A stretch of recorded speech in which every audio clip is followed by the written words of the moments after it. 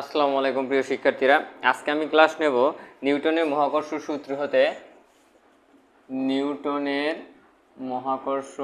মহাকর্ষ সূত্র হতে কেপলারের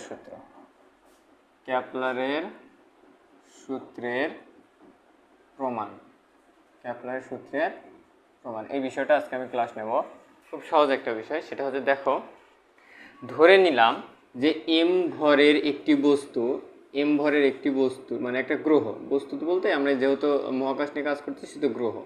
এম ভরের একটি গ্রহ এস সূর্যকে অতিক্রম করতেছে, সূর্যের ভর বড় হাতের এম।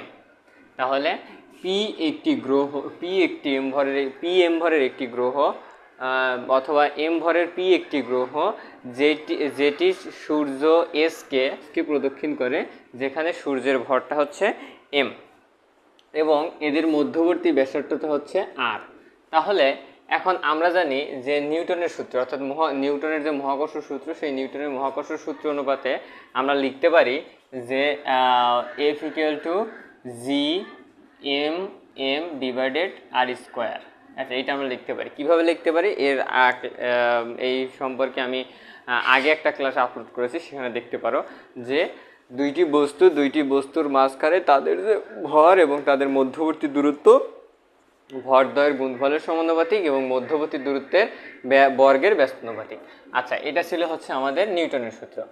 আচ্ছা, এখন কোনো একটা বিন্দুকে কেন্দ্র করে যদি একটা বস্তু ঘোরে, যদি একটা বস্তু এখানে ঘোরে, তাহলে এখানে সেন্ট্রাল ফোর্স কাজ করে, অর্থাৎ এখানে কেন্দ্রমুখী একটা বল অনুভব হয়।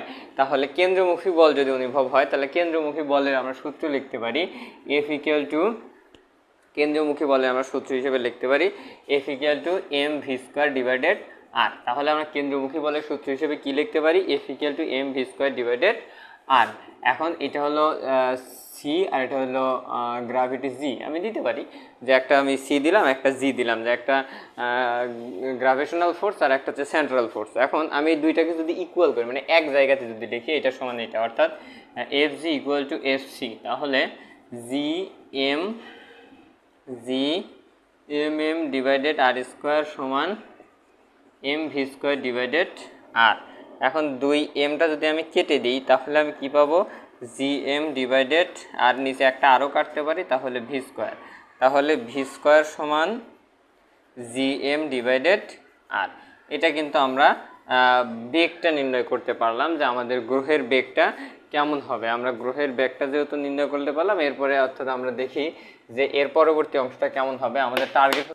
আচ্ছা, আবার আমরা যদি পর্যায়কালটা নিয়ে একটু চিন্তা ভাবনা করি। পর্যায়কালটা কি? যে সূর্যের চারিদিকে যখন একটা গ্রহ ঘোরার সময় এখানে একটা পর্যায়কাল অনুভূত হয়, মানে কতটুকু সময় নিয়ে ঘুরতেছে এই বিষয়টা, মানে সম্পূর্ণ পথ অতিক্রম করতে যে সময় লাগে সেটাকে বলে হচ্ছে আমরা পর্যায়কাল। তাহলে পর্যায়কালের সূত্র হিসেবে আমরা লিখতে পারি হচ্ছে T equal to 2 pi R divided V. তাহলে পর্যায়কালের সূত্রে আমরা কি লিখতে পারি? T equal to 2 pi R divided V.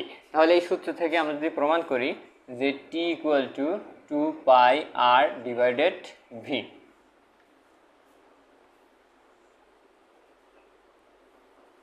আচ্ছা, তাহলে আমরা লিখতে পারি কি? T equal to 2 pi R divided V. তাহলে ভি সমান 2 পাই আর ডিভাইডেড টি। আচ্ছা, ভি সমান 2 পাই আর ডিভাইডেড টি। এখন আমরা কিন্তু এই বিষয়টা জাস্ট এখানে এক্সচেঞ্জ করে লিখতে পারি। আচ্ছা, এখন আমরা এই ভির জায়গাতে আমরা এখান থেকে ভির মানটা বসাবো।